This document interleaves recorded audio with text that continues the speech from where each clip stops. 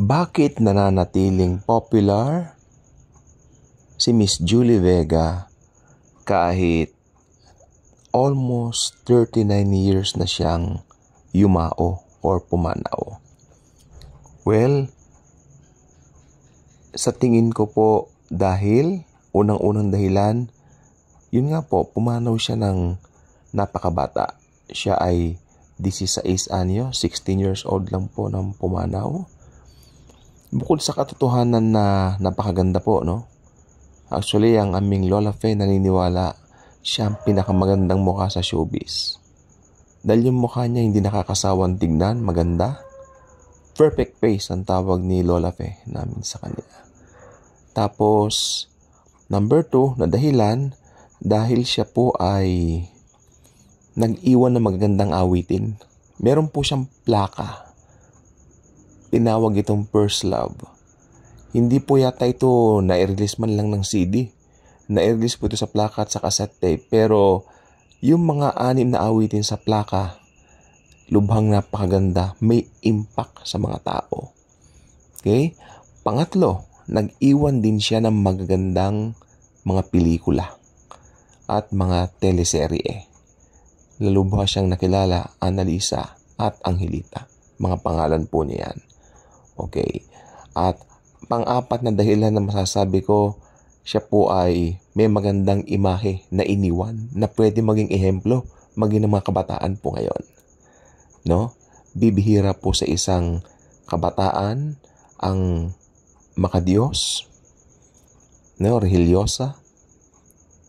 In fact, pag mahal na araw, nagbabasa ito ng Pasyong Mahal, si Miss Julie Vega.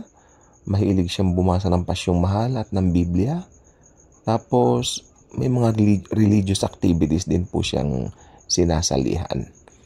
Okay? So, isa po yan. Ito ang kinoconsider kong pinakamagandang dahilan kung bakit hanggang ngayon popular siya. Kasi pwede siya maging ehemplo ng mga kabataan ngayon. Okay? Noong panahon ni Miss Julie, wala pong mga gadget tulad na meron tayo ngayon. Okay? Pero nakapagtataka yung kanyang popularity. Walang social media, pero talagang popular. At ngayong panahon na ng social media, very popular pa rin. Yan, si Miss Julie Vega. At ang panglimang dahilan na pwede kong sabihin, dahil nag-iwan siya ng legacy sa mga tao.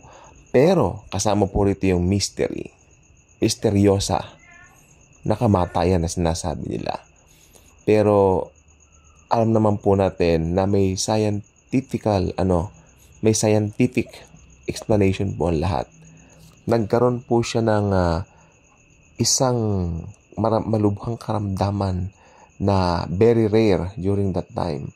Demyelin sheath kung tawagin, no? At noon nga pong May 6, 1985, sa gulang na 16 years old, pumanaw ang napakagandang actress na ito. Okay? 16 years old. And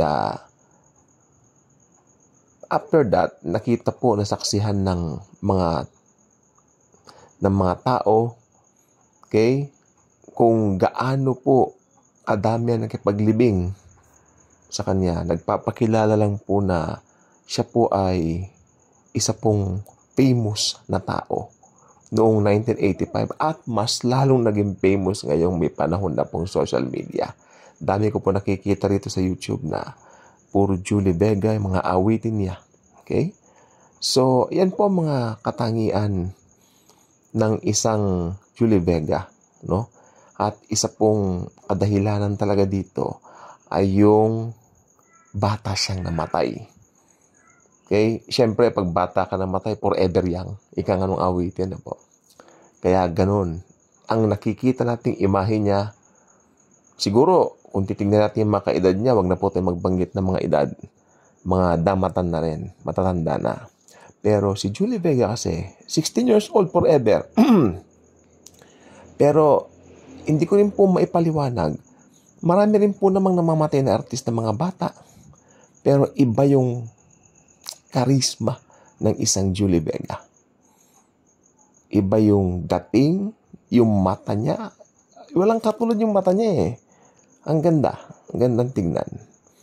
So, ayan. Yan po ang aking opinion dito. Bakit kahit 39 years na siyang yumao, popular pa rin si Miss Julie Vega? Kaya, kung hindi pa kayo subscriber dito, mag-subscribe na po kayo. Click ninyo ang notification bell. Share this video.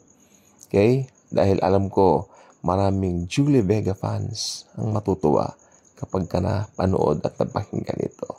Thank you, and as always and forever, kay Jesus lahat ng papuri.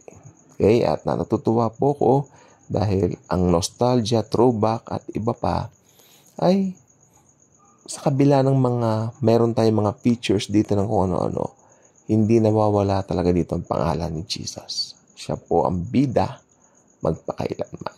Okay? Thank you. Jesus truly loves us all.